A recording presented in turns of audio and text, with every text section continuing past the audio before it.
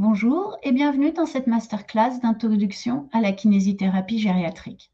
Je suis Catherine Maguet, kinésithérapeute à spécificité gériatrique. J'exerce mon activité exclusivement à domicile en milieu rural, ce qui fait que j'ai une majorité de personnes âgées dans ma patientèle. Cette pratique m'a amenée à m'interroger sur ce qu'est réellement la kinésithérapie gériatrique, ce que je vous propose de partager aujourd'hui.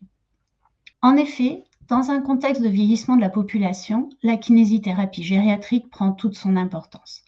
En 2030, la France devrait compter plus de 20 millions de personnes de plus de 60 ans, dont 6 millions de plus de 75 ans, ce qui représentera 30% de la population française. Ces chiffres devraient de plus augmenter encore dans les décennies suivantes. De ce fait, les kinésithérapeutes devraient être amenés à rééduquer de plus en plus de personnes en perte d'indépendance fonctionnelle ou à risque de le devenir. Mais qu'est-ce que la kinésithérapie gériatrique? Est-ce que c'est la même rééducation pour toutes les personnes au-delà d'un certain âge? À quel âge est-on vieux? Qu'est-ce que le vieillissement? C'est quelques questions que je vous propose d'aborder aujourd'hui. Mais tout d'abord, il convient de préciser un des fondements de la kinésithérapie gériatrique. Classiquement, lors des études de kiné ou de médecine, l'enseignement nous est dispensé par discipline ou pathologie.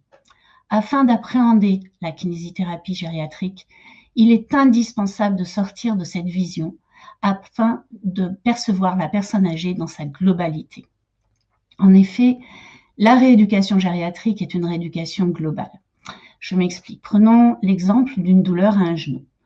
Une personne jeune qui souffre d'un genou va toujours se débrouiller pour se déplacer en sautant, en utilisant des béquilles, et puis elle se remettra sans que ça n'altère réellement son fonctionnement habituel.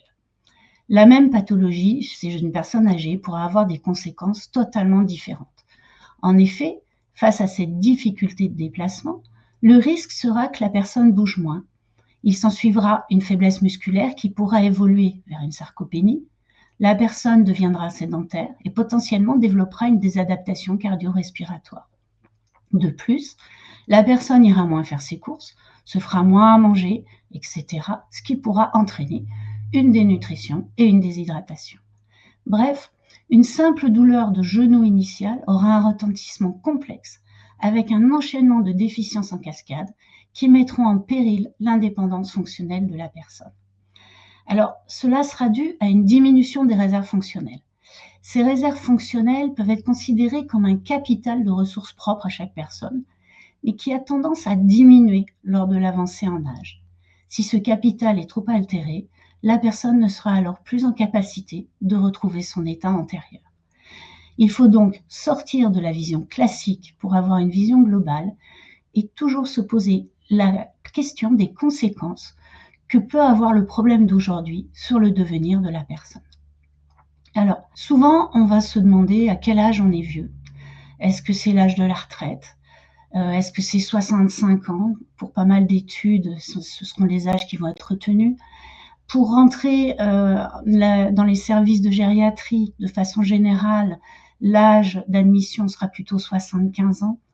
Mais en fait, l'âge de la vieillesse, c'est une notion qui est floue. Et il est plus pertinent de raisonner autrement qu'en termes d'âge chronologique. Par contre, au niveau du vieillissement, on a une définition qui est bien plus précise. Ainsi, le Collège des enseignants de gériatrie retient la définition suivante. Le vieillissement est l'ensemble des processus physiologiques et psychologiques qui modifient la structure et les fonctions de l'organisme à partir de l'âge mûr. C'est donc la résultante des effets intriqués de facteurs génétiques et environnementaux. Ce processus, lent et progressif, est à distinguer des manifestations des maladies.